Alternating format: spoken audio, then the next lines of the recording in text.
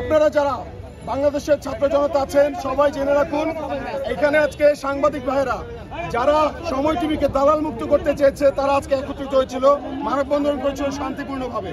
তার বিপরীতে সময় টিভির একদম পাঁচ আটা যে মানুষগুলো তারা তার অপোজিটে গিয়ে তারা বলছে ষড়যন্ত্র করা যাবে না, সময় টিভিকে বন্ধ করা যাবে না। আমরা তো সময় টিভির বন্ধ করার কথা বলি না, এখানে কেউ বলে নাই, কিন্তু তারা এখানে এমন ভাবে ব্যাপারটা উপস্থাপন করছে যেন এখানে যারা দাঁড়িয়েছে তারা সবাই ভিলেন, এমন ভাবে উপস্থাপন করার চেষ্টা করছে। এবং দেখেন এখানে কোনো মিডিয়া, টেলিভিশন মিডিয়াকে তারা আসতে দিচ্ছে না, এমন একটা মেকানিজম করে রাখছে।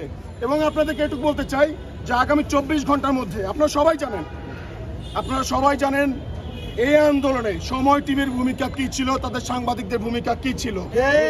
এবং আপনারা জানেন এই সময় টিভির সাংবাদিকরা তাদের যে মালিক, এরা গণহত্যার সাথে ওতপ্রোতভাবে জড়িত এবং তাদের সমর্থক, স্বৈরাচারী শেখ হাসিনার সমর্থক তারা ছিল।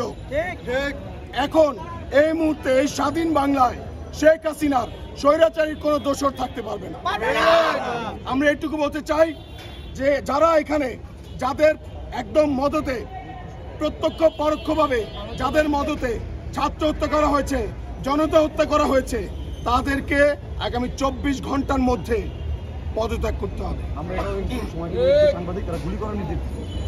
আমরা তো এটাও দেখেছি, এই যে বলছি আপনি আছেন, এদিকে আছেন, আপনি বলেন, দেখেন কি বলেন। আমরা এর পূর্বে একটা ভিডিও ভাইরাল হতে দেখেছি, যেখানে একজন সময় টিভির সাংবাদিক সে বলছে গুলি করেন, ভিডিও করে ভাই, গুলি করেন ভিডিও করেন। এই হচ্ছে সময় টিভির সাংবাদিকদের রোল ছিল এই গণহত্যার সময়।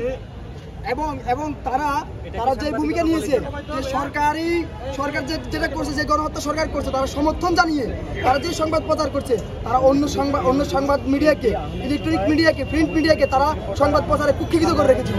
আমরা তাদের সেই দালালের বৈষম্যের বিরুদ্ধে, যেহেতু আমরা একটা বৈষম্যের বিরুদ্ধে আন্দোলন করেছি, আমরা চাই না আর কোনো বৈষম্য হোক।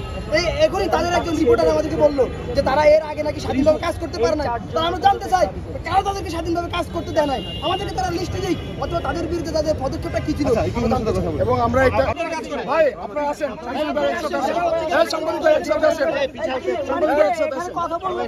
জানেন না রনি ভাই কথা বলেন, আপনি কি ঝামেলা চান? আমরা তো জানতে চাই, রনি ভাই বলেন, রনি ভাই